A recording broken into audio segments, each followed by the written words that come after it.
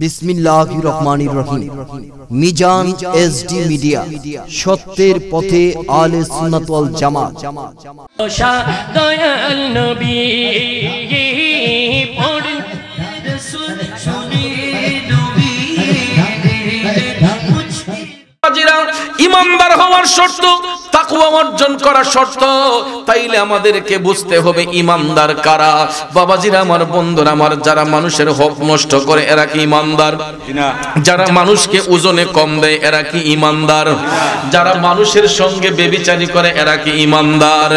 না না না না, ইমানদার হওয়ার শর্ত, ইমানদার হওয়ার শর্ত হলো আল্লাহকে বিশ্বাস করা, পরকালকে বিশ্বাস করা, সাথে সাথে আল্লাহর হাবিব রাহমাতাল লিল আলামিন নবী মুহাম্মদুর রাসূলুল্লাহ সাল্লাল্লাহু আলাইহি ওয়াসাল্লামের প্রত্যেকটা আদর্শকে অনুসরণ করার নাম হচ্ছে ঈমান। কথা বলেন ঠিক না বেঠে?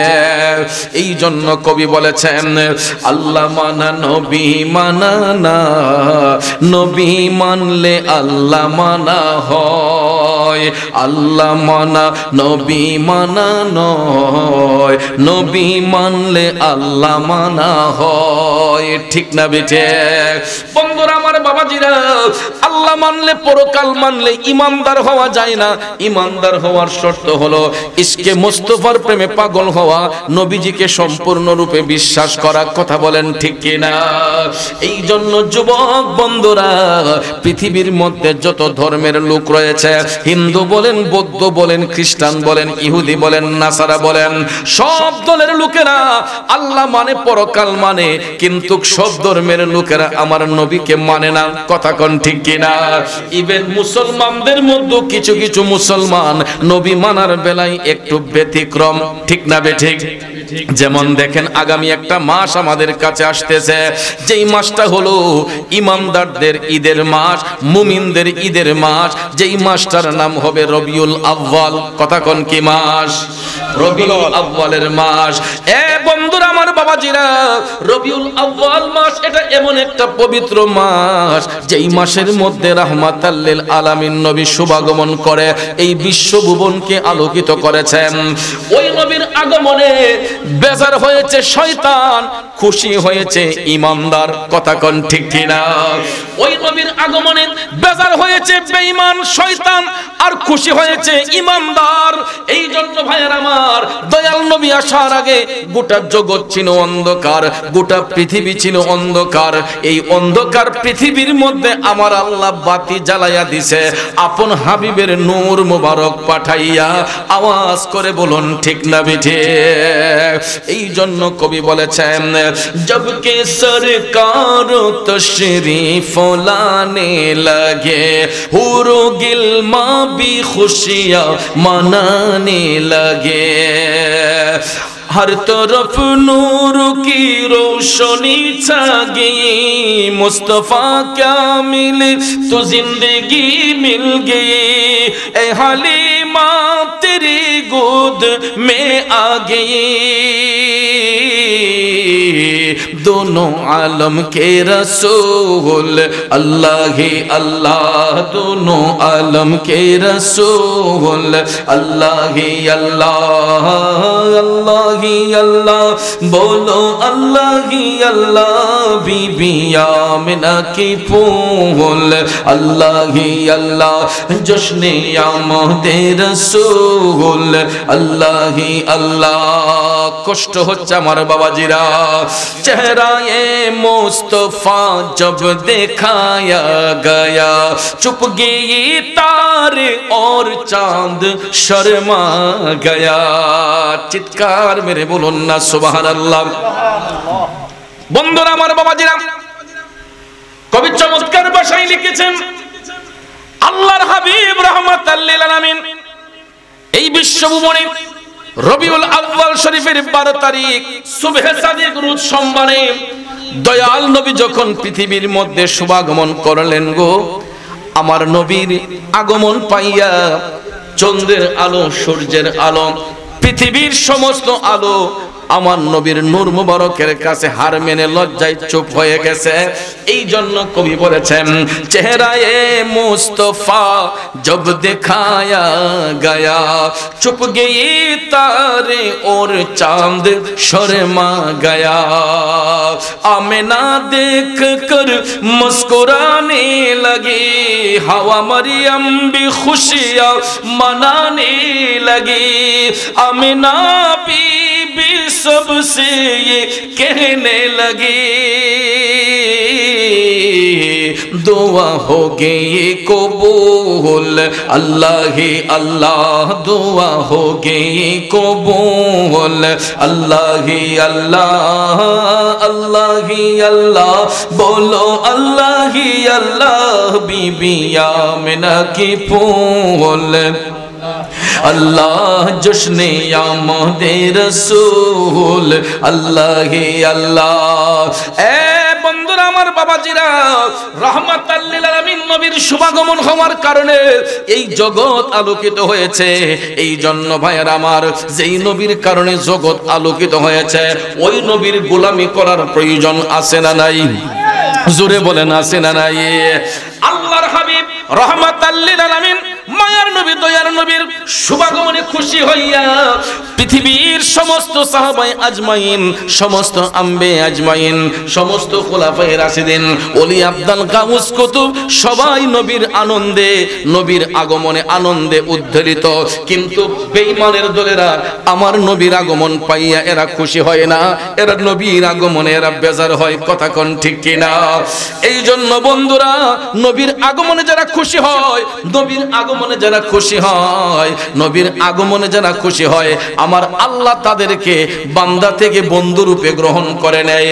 এই জন্য যুগে যুগে যত আল্লাহর ওলি হয়েছেন, যুগে যুগে যত আল্লাহর ওলি হয়েছেন, একমাত্র ইশকে মুস্তাফার প্রেমে পাগল হইয়া আমার নবীর গোলামির মাধ্যমে। কথা বলেন ঠিক কিনা?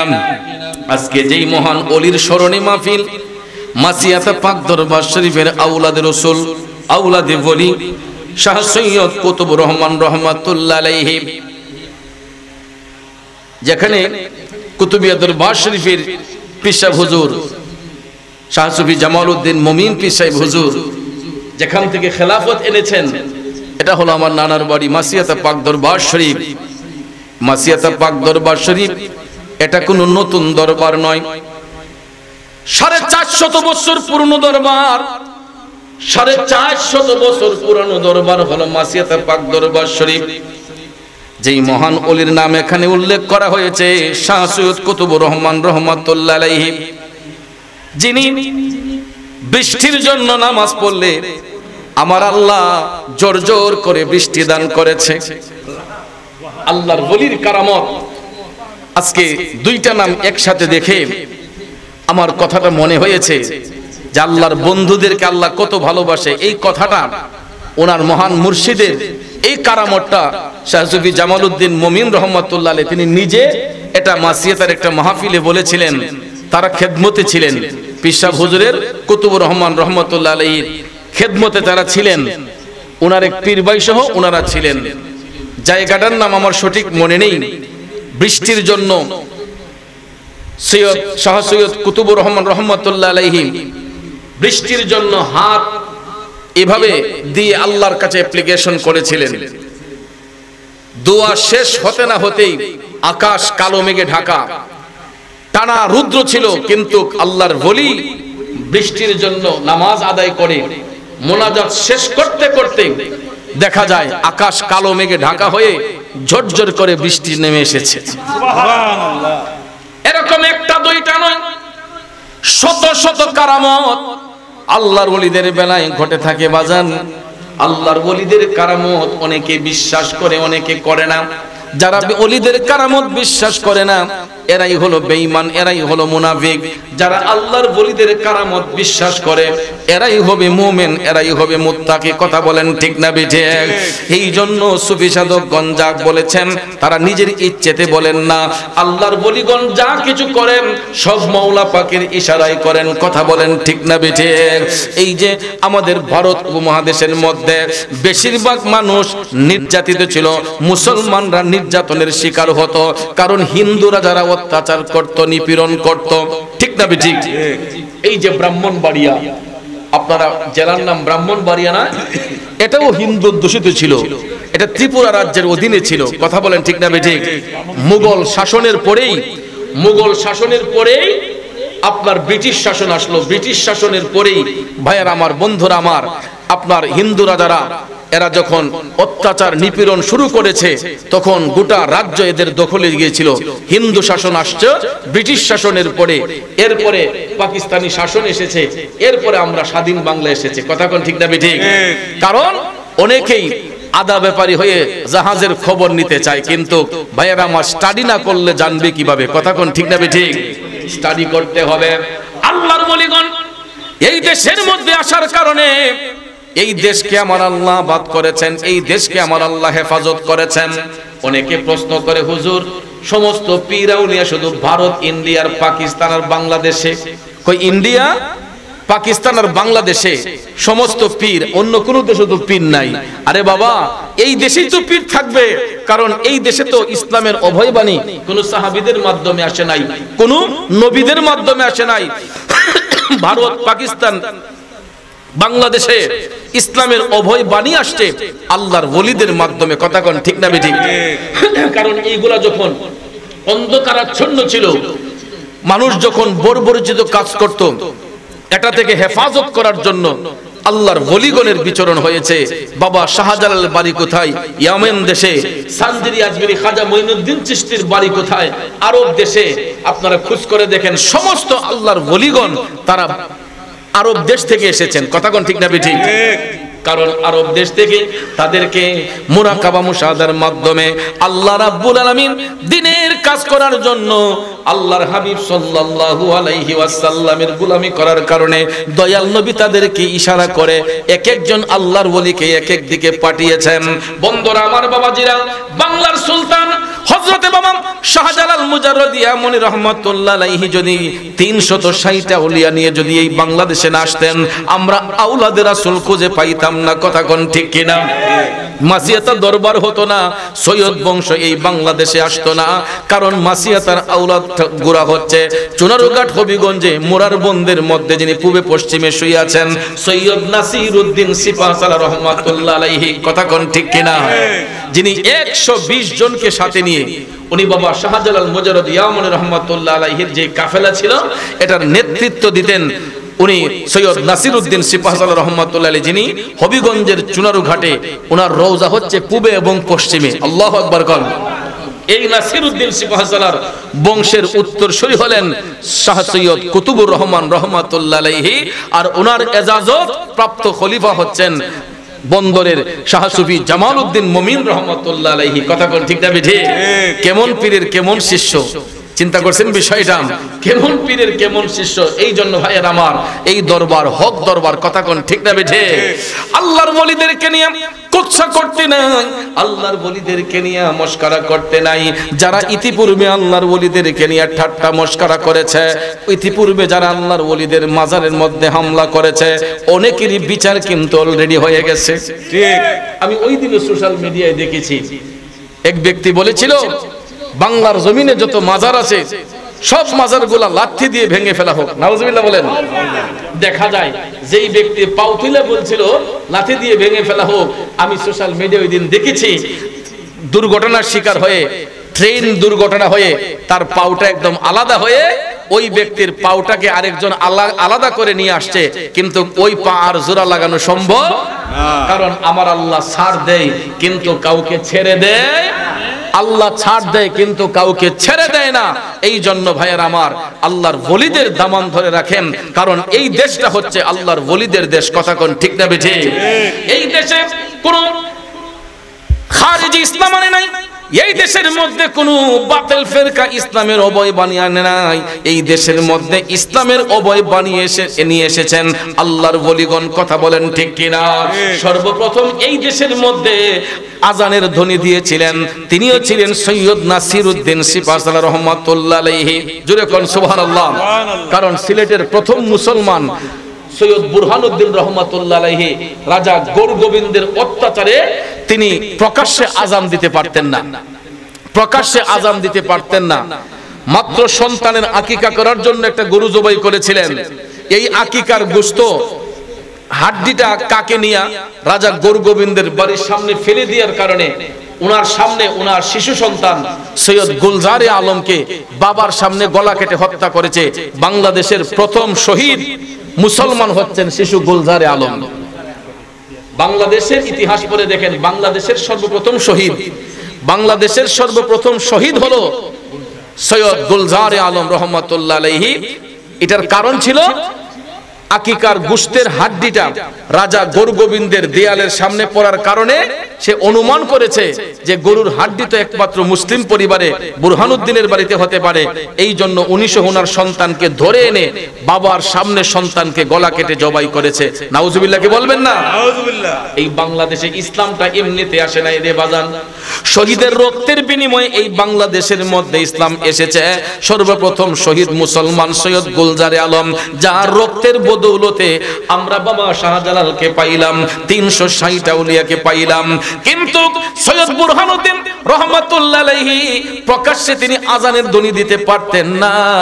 এই জন্য ভাইয়ার আমার তিনি মুরাকাবা মুশাহাদার মাধ্যমে বাবা শাহজালালকে যখন তিনি পাইলেন, শাহজালাল মুজাররদি আমন রহমাতুল্লাহ আলাইহি ৩৬০ আউলিয়ার বিশাল বাহিনী নিয়ে তিনি যখন সুরমা নদীর পাড়ের মধ্যে এসে অবস্থান করলেন, অবস্থান করার পরে আব্বাজিরা আমার নদীর ঘাটের মাঝিদেরকে রাজা গৌরগোবিন্দ নির্দেশ করেছে একটা মাঝিও যেন এই মুসলিমদের কাফেলাকে পার না করে। এই জন্য ভয়ে কোনো মাঝি নদী পার করে না। বাবা শাহজালাল সুরমা নদীর ওই পারে তখনও নদী পার হতে পারেন নাই। ওই পারে যখন তিনি অবস্থান করছেন, নদীর ঘাটের মাঝিরা সংবাদ নিয়ে গেছে রাজা গৌরগোবিন্দের কাছে, রাজা মশাই বিশাল বড় এক মুসলিমদের কাফেলা এসেছে, আমরা এখন কি করতে পারি? এরা তো নদী পার হতে চাচ্ছে। রাজা গৌরগোবিন্দ বলছে যদি কোনো নদীর ঘাটের মাঝি তাদেরকে পার করো, তাকে নদীর পারেই জীবিত কবর দেওয়া হবে, জীবিত তাকে মাটির নিচে পুঁতে রাখা হবে।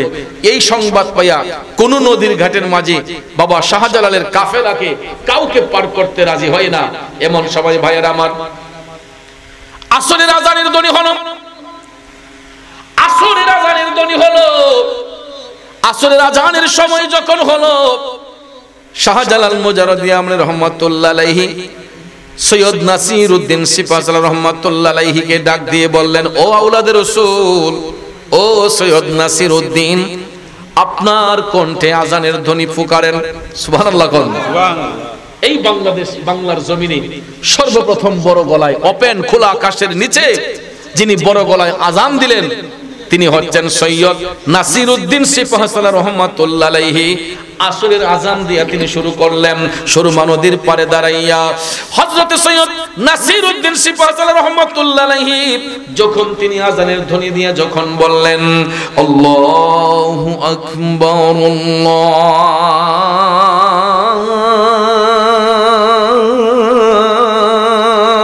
আল্লাহু আকবার, আল্লাহু আকবার। বন্ধুরা আমার, বাবাজিরা, এই আল্লাহু আকবার ধ্বনিটা এমন শক্তিশালী একটা অস্ত্র, কোন বোমা মারতে হয় নাই, কোন লাঠি মারতে হয় নাই, তরবারি দিয়ে আঘাত করতে হয় নাই। ইমানদারদের সর্বপ্রথম অস্ত্র হলো আল্লাহু আকবারের ধ্বনি। কথা বলেন ঠিক না বেঠিক? যখন সিপাহসালার সৈয়দ নাসিরউদ্দিন রহমাতুল্লাহ আলাইহি জবান দিয়ে যখন আল্লাহু আকবার বলে আজানের ধ্বনি দিলেন, এমন সময় দেখা যায় রাজা গৌরগোবিন্দের বাড়ির সামনের যেই বড় দেয়ালটা ছিল, ওই দেয়ালটা ঠাস করে ধসে পড়ে গেছে। সুবহানাল্লাহ। কত শক্তিশালী অস্ত্র! আল্লাহু আকবার, আল্লাহু আকবার। আওলাদ রাসূলের কণ্ঠে যখন বের হলো, রাজা গৌরগোবিন্দের মেইন গেটটা ঠাস করে পড়ে গেল।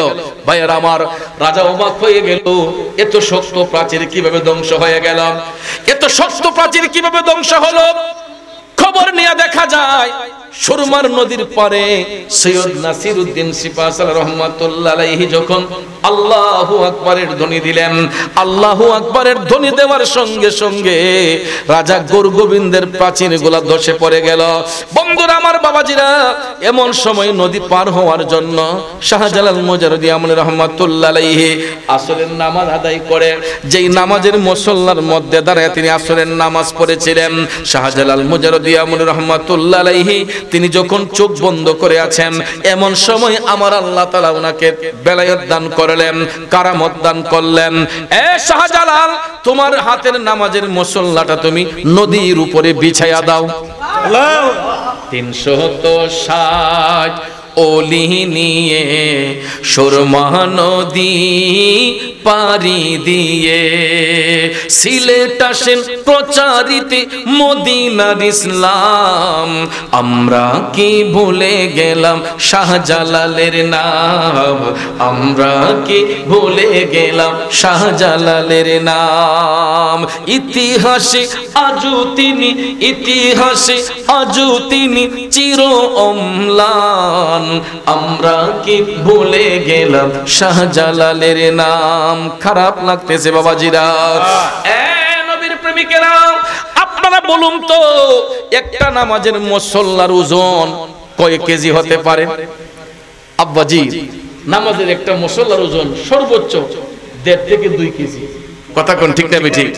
যদি চাটিও হয়, যদি ঠিক না বেঠিক, আমি ধরলাম নামাজের মুসল্লার ওজন 5 থেকে 10 কেজি হয়ে গেল, কারণ একটা কম্বল তো 10 কেজি হয় না, ঠিক না বেঠিক? 7-8 কেজি কম্বল বিদেশিরা যে আনে, এটাই তো অনেক বড়। কথা কোন ঠিক না? একটা নামাজের মুসল্লার ওজন সর্বোচ্চ আমি ধরলাম 5 থেকে 10 কেজি হয়ে গেল। আপনারা বলুন তো, একটা শিশু বাচ্চা যদি জন্মগ্রহণ করে, মোটামুটি বয়স হইলে ওই বাচ্চাটার বয়স কত? কমপক্ষে 15 থেকে 20 কেজি হয়। কথা কোন ঠিক না? আর আমাদের মতো মানুষ যারা, মাশাআল্লাহ, আমারই তো এই 83 কেজি ওজন, 84 কেজি, আমি দেখছি 83-84-র মধ্যে হাফ ডাউন থাকে। তো এরকম মিনিমাম একটা মানুষের ওজন কম হোক বেশি হোক সর্বনিম্ন 40 থেকে 80, 100, 150 পর্যন্ত হয়, ঠিক না? ঠিক। একটা মানুষের ওজন যদি 40 কেজি হয়, নামাজের মুসল্লার ওজন তো মাত্র 5 কেজি। আপনারা বলুন তো, 5 কেজি ওজনের নামাজের মুসল্লাটা পানির উপর ভাসমান, এটার মধ্যে যে 40 কেজি ওজনের একটা মানুষ যদি দাঁড়িয়ে থাকে, আব্বা, ওই নামাজের মুসল্লাটা ডুবে যাওয়ার কথা না ভাসার কথা? ডুবে যাওয়ার কথা। ডুবে যাওয়ার কথা না? কারণ নামাজের মুসল্লার ওজন মাত্র 5 কেজি, মানুষের ওজন 40 কেজি। আব্বারে, এটা কিভাবে সম্ভব? এখানে দেখা যায় একটা সাধারণ নামাজের মুসল্লার উপর তরতাজা একটা নওজোয়ান মানুষ নামাজের মুসল্লার উপর দাঁড়াচ্ছে, এটা অটোমেটিকলি নদী পার হচ্ছে নৌকার মতো। আমার আল্লাহ চাইলে পারে কি পারে না? কথা কোন পারে কি পারে না? আল্লাহ যদি ইচ্ছে করে 80 কেজি ওজনের মানুষটারে 40 কেজি ওজনের মানুষটারে তোলার মতো পাতলা বানাইয়া দিতে আমার আল্লাহ পারে কি পারে না? আব্বাজিরা, আমার বন্ধুরা, আমার এটা বোঝার জন্য বিজ্ঞানীদের একটা গবেষণার কথা আপনাদেরকে বলি।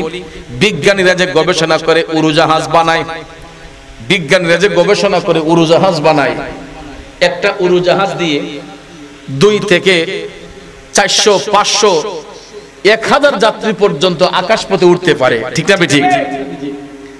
একটা সাধারণ বিমানের মধ্যে 200-250 যাত্রী থাকে, আবার এই রকম পরিমাণ মালামালও থাকে একজনের সাথে। কথা কোন ঠিক না? ঠিক। তাহলে চিন্তা করেন, এতগুলা মানুষ নিয়ে, এতগুলা মালামাল নিয়ে একটা উড়োজাহাজ আকাশপথে উড়ে হাজার হাজার মাইল এক দেশ থেকে আরেকটা দেশ, একটা মহাসাগর থেকে আরেকটা মহাসাগর পাড়ি দিয়ে ফেলে, ভাইয়ের আমার, বন্ধুরা আমার, এতগুলা মানুষ নিয়ে, এতগুলা মালামাল নিয়ে একটা বিমান, মানুষের তৈয়ারকৃত বিমান যদি আকাশপথে হাজার হাজার মাইল দূরে যাইতে পারে, আল্লাহর ওলিদেরকে আমার আল্লাহ কারামতি শক্তি দান করার ফলে আল্লাহর ওলিগণ হাওয়ার চড়ে এক দেশ থেকে আরেক দেশে বিচরণ করতে পারে কি পারে না? কথা বলেন, পারে কি পারে না? কারণ ভাইয়ের আমার, বন্ধুরা আমার, বিজ্ঞানীরা গবেষণা করে তারা বৈজ্ঞানিক যন্ত্রপাতি আবিষ্কার করেছে, আর আল্লাহর ওলিগণ কোরআন হাদিসকে রিসার্চ করে তারা আল্লাহর বন্ধু হয়েছে। কথা বলেন ঠিক কিনা? আল্লাহ রাব্বুল আলামিন এই 80 কেজি 40 কেজি ওজনের মানুষটারে তুলার মতো পাতলা বানাইয়া হয়তো নামাজের মুসল্লার মধ্যে দাঁড় করাইয়া একজন নয় দুইজন নয় 360 জন আল্লাহর ওলি তারা নামাজের মুসল্লার মধ্যে বসে বসে সুরমা নদী পারি যখন দিয়ে ফেললেন, নদীর এপার থেকে ওপারে যখন গেলেন, যাবার পরে ভাইয়ার আমার মাগরিবের আজানের সময় হয়ে গেল। এমন সময় বাবা শাহজালাল আবার সৈয়দ নাসিরউদ্দিন বাবাকে বলতেছেন আপনি আবারও আজান দেন। তিনি মাগরিবের আজানের ধ্বনি যখন দিলেন, আল্লাহু আকবার আল্লাহু আকবার আল্লাহু আকবার। আজানের ধ্বনি শোনার সঙ্গে সঙ্গে রাজা গোরগোবিন্দের মেইন গেটটা যেটা ছিল, এই মেইন গেটটা একদম দোষে চুরমার হয়ে গেছে। ভাইয়ার আমার বন্ধুরা আমার, এমন সময় আল্লাহর ওলি বাবা শাহজালাল মুজাররদি আমলি রাহমাতুল্লাহ আলাইহি মাগরিবের নামাজের ইমামতি করলেন। কাউকে কোনো পিটাপিটি করলেন না, লাঠি চার্জ করলেন না। তারা নামাজ পড়ে যখন তালিম প্রদান করতেছেন বাবা শাহজালাল, সমস্ত আল্লাহর ওলিগণ বৈশা বৈশা তালিম শ্রবণ করছেন। বাবা শাহজালাল যখন তালিম দিচ্ছেন, তালিম দিতে যাইয়া যখন তিনি দুরূদ শরীফ পড়তেছেন, জিকির করতেছেন, নদীর ঘাটের মাঝিরা, হিন্দু মাঝিরা যখন তাকায়া তাকায়া দেখতেছে যে এই মানুষগুলো তো কাউকে মারামারি করে না, এরা কোনো বোমাবাজি করে না, চাঁদাবাজি করে না, এরা তো শুধু মুখ দিয়ে শুধু জিকির করতেছে, দুরূদ পড়তেছে, নিশ্চয়ই এরা সাধারণ কোনো ব্যক্তি নয়। তখন ওই নদীর ঘাটের মাঝিগুলা চিন্তা করলো যে যেই লোকটা নামাজের মুসল্লা দিয়ে নদী পার হয়ে গেছে, এই লোক তো সাধারণ কোনো ব্যক্তি না। তখন ওই নদীর ঘাটের মাঝিরা এরা আস্তে আস্তে আইসা মাজলিসের মধ্যে বৈশা বাবা শাহজালালের অমীয় বাণীগুলা শুনতেছে। শোনার সাথে সাথে এরা সরি স্বীকার করে, দেখা যায় নদীর ঘাটের যত মাঝি ছিল সব কালেমা পড়ে মুসলমান হয়ে গেছে। সুবহানাল্লাহ। আপনারা বলেন বাবা শাহজালাল কাউকে মারছেন না, আঘাত করছেন? উনার কর্ম, উনার জীবন এবং কর্মটাকে তিনি এমন ভাবে সাজিয়েছেন যা দেখে এই হিন্দু নদীর ঘাটের মাঝিরা অটোমেটিকলি এরা কালেমা পড়ে মুসলমান হয়ে গেছে। যখন মাঝিগুলা মুসলমান হয়ে গেল, এবার দেখা যায় সকালবেলা বাবা শাহজালাল উঁচু একটা পাহাড়ের উপর ওনার কাফেলা নিয়ে উঠলেন। এলাকার কোনো মানুষ বয়ে সেই জায়গার মধ্যে যায় না, কোন মানুষ বয়ে যায় না। উঁচু একটা পাহাড়ের মধ্যে বাবা শাহজালাল সেখানে বসে তিনি মহান মালিকের জিকির করতেছেন, আল্লাহর জিকির করতেছেন। তখন ওই এলাকার রাজা যারা ছিল, হিন্দু জমিদার যারা ছিল, এরা ভাবতেছে কি ব্যাপার, আমরা আজও পর্যন্ত এই পাহাড়ের চূড়ায় জঙ্গলার ভিতরে কেউ সাহস করে যাই না, আর এই ব্যক্তিগুলা সেখানে তাদের জীবনের মায়া না করে সেখানে গিয়ে তারা মেডিটেশন করতেছে, মোরাকাবা করতেছে, জিকির করতেছে, এরা তো সাধারণ কোনো ব্যক্তি নয়। তখন ওই এলাকার নদী পারের এলাকার মানুষগুলা এরা আস্তে আস্তে বাবা শাহজালালের কাছে গিয়া এরা কালেমা পয়রা মুসলমান হয়ে গেছে।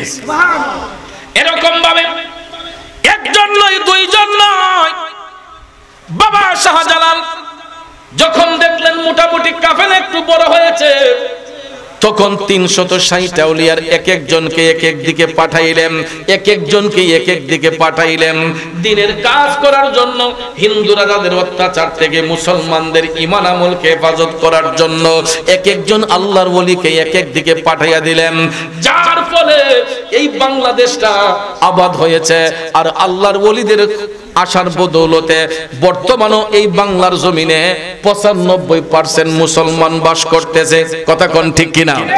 বাংলাদেশে বর্তমানে গণনা সূত্রে দেখা গেছে 95% মুসলমান, 5% বিজাতি, এর মধ্যে কেউ হিন্দু, কিছু বৌদ্ধ, কিছু খ্রিস্টান। ভাইয়ার আমার, বন্ধুরা আমার, তাছাড়া 95% হলো মুসলমান। কথা কোন ঠিক না বেঠিক? 95% হলো মুসলমান। তাহলে ভাইয়ার আমার, 95% মুসলমান যেখানে বাস করে, 95% মুসলমান যেই দেশে বাস করে, ওই দেশের মধ্যে ইসলামের শক্তি বাড়ার কথা না কমার কথা? আমাদের নমনীয়তা বাড়ার কথা না কমার কথা? কিন্তু বাড়বে দূরের কথা। দেখা যায় প্রতিনিয়ত মোবাইলটা খুললেই দেখা যায় অমুক জায়গায় খুন, অমুক জায়গায় মার্ডার, অমুক জায়গায় এরে মাইরা লিছে, অমুক জায়গায় থারে মাইরা লিছে, ব্যবসায়ী চিন্তাই হচ্ছে, ব্যবসায়ীরে মাইরা লিছে, চাকরিজীবীকে মেরে ফেলছে। কিরে বাবা, 95% মুসলমান যেই দেশে বাস করে, এখানে এত মারামারি হবে কেন, দাঙ্গা হাঙ্গামা হবে কেন? আল্লাহ তাআলা যেন আল্লাহর বন্ধুদের উসিলায়, ওলিদের উসিলায় যেন হেফাজত করে। সকলে আমিন কোন, আরো জোরে কোন আমিন। একটু দুরূদ শরীফ পড়েন আল্লাহুম্মা সাল্লি আলা সাইয়্যিদিনা মুহাম্মাদ নাবি মাওলানা মুহাম্মাদ নাবিয়ানা মাওলানা মুহাম্মাদ আল্লাহুম্মা সাল্লি সাইয়্যিদিনা মুহাম্মাদ নাবি শাফিয়ানা মাওলানা। ভাইরা আমার, আমি আসার আগেই আমার আশরাফুল বলতেছে কই ওয়াজ করেন লাগবে না, খালি জিকির করেন জিকির। এখনো আমাকে কাগজ দিয়ে পাঠাইছে কই ওয়াজ যতটুকু হইছে আলহামদুলিল্লাহ, আমরা সবাই জিকির করতে জিকির শুনতে ইচ্ছুক। তা আসলে জিকিরও হলো একটা ইবাদত। অনেক সময় অনেকে আমাদেরকে কমেন্ট করে কয় আমরা নাকি ওয়াজ কালাম পারি না, আয়া খালি জিকিরই করি। তো ভাইয়ের আমার বন্ধুরা আমার, জিকিরও যদি করি এটা তো একটা ইবাদত, কথা কোন ঠিক না? কারণ লৌহের মধ্যে জং ধরলে হাতুড়ি দিয়ে বাড়ি দিলে যেই রকম লৌহের জং দূর হয়, বান্দা যখন কালবের মধ্যে আল্লাহর জিকির দিয়ে আঘাত করে তখন কালবের ময়লা পরিষ্কার হয়। তবে জিকির করতে হবে আদবের সহিত। কিসের সহিত? আদবের সহিত জিকির করতে হবে। বিয়াদবের কোন স্থান আল্লাহর কাছেও নাই, মুমিনদের কাছেও নাই। আর আশিক রাসূল যারা আদব নিয়ে আল্লাহর জিকির করে তাদের উপর আল্লাহর রহমত বর্ষণ হয়। কথা বলেন ঠিক না বেঠিক? আল্লাহ রাব্বুল আলামিন যেন আমাদের সবাইকে কবুল করেন। জিকির করার আগে আসুন সবাই একটু শরীরের ক্লান্তি দূর করে আমরা মায়ার নবীকে সালাম দেই। সবাই আসুন দাঁড়াই নবীকে সালাম দেই। আমাদের ইউটিউব চ্যানেলটি সাবস্ক্রাইব করে আমাদের সাথে থেকে পাবেন বিভিন্ন সুন্নি পীর মাশায়েখদের ওয়াজ ও গজল। আমাদের ভিডিওটি ভালো লাগলে লাইক, কমেন্ট এবং ইসলামের ও সুন্নিয়তের প্রচারের স্বার্থে বেশি বেশি শেয়ার করুন। ধন্যবাদ। মোবাইল 01762277888। এছাড়াও আমাদের এখানে ওয়াজ মাহফিল, বিয়ে, গায়ে হলুদ, সেমিনার, যে কোনো অনুষ্ঠানে স্টেজ সাজানো সহ যে কোনো অনুষ্ঠানের ভিডিও কাজ করা হয়।